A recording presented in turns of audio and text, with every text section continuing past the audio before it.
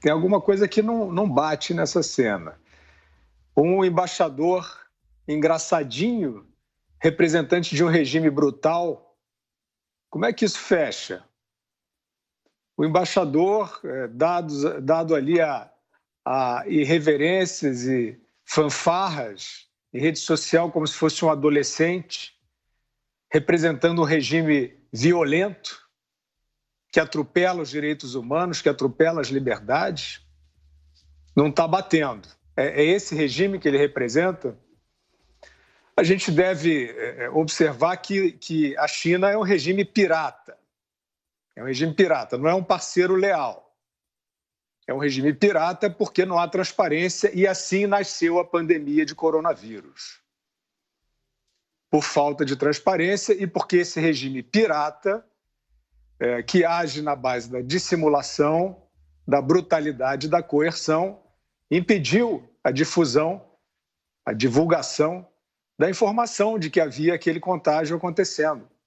E foi isso, por responsabilidade de um regime ditatorial brutal, que o mundo mergulhou nesse sofrimento sem precedentes na era moderna, pelo menos em termos de alcance coletivo. Então, esse embaixador que está no Brasil fazendo gracinha na internet, tem um divórcio aí, ou não.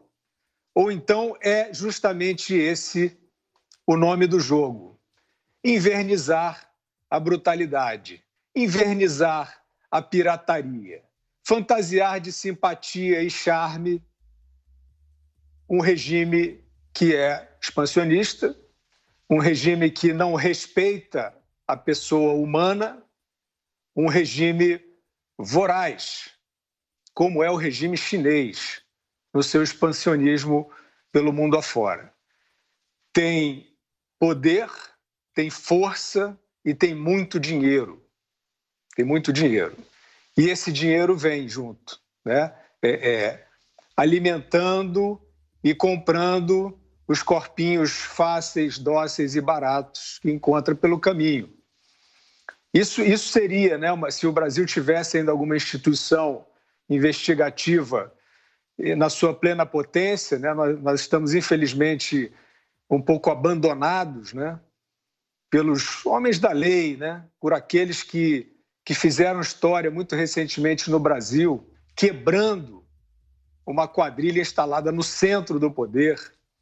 Nós estamos hoje assistindo isso, né, quer dizer, assistindo órfãos de homens da lei, das diretrizes desse regime brutal representado por esse embaixador engraçadinho, colocadas em território nacional brasileiro como pretexto de segurança sanitária, medidas ditatoriais, discricionárias, toque de recolher de alto a baixo no território nacional. Nós não vimos os homens da lei, né? Nós vimos aí a Polícia Federal apresentar aqui e ali os problemas de desvio do Covidão.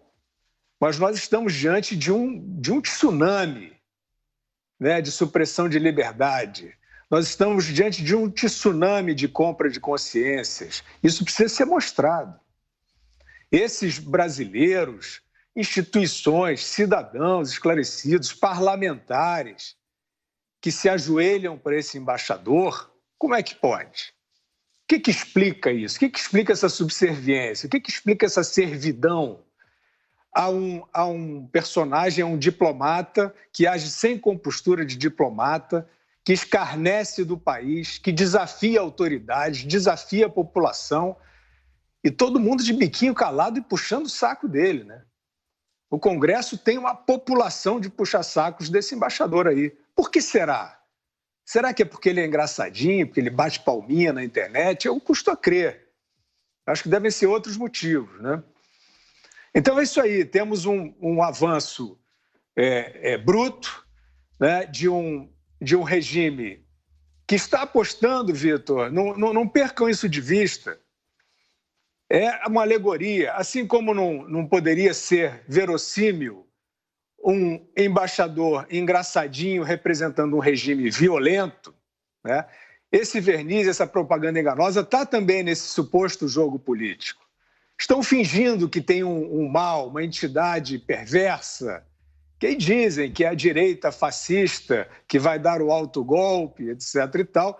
Esse é o nome do jogo para fingir que os arrobos do STF, que os arrobos do Alexandre de Moraes, que a prepotência dessa Suprema Corte, que a prepotência de bancadas de interesses talvez obscuros aí, e muito bem remunerados, fingir que esses são os defensores da democracia. Então, o senhor Alexandre de Moraes, ele fez ações históricas no mundo porque ele censurou perfis de internet. Ele agiu para suprimir, como se faz na China, exatamente como se faz na China. Ele agiu para suprimir a voz de pessoas, de cidadãos, em plataformas no Brasil e fora do Brasil. Uma ação autoritária e ditatorial que ele fundamenta de forma débil como representam ameaça de subversão à ordem. Isso é argumento de déspota, isso é argumento de autoritarismo. Então, nós temos que quebrar essa propaganda enganosa. Nós temos que desmascarar os hipócritas que dizem que os atos autoritários do STF, da China, do embaixador chinês, são a resistência democrática. Não é possível. Vamos chamar as coisas pelos seus nomes. Vamos dizer que tem um governo legítimo eleito no país, que não tem nenhuma guinada, nenhuma tentação autoritária, e esses fantasiados democratas é que estão trazendo o obscurantismo e o totalitarismo ao Brasil.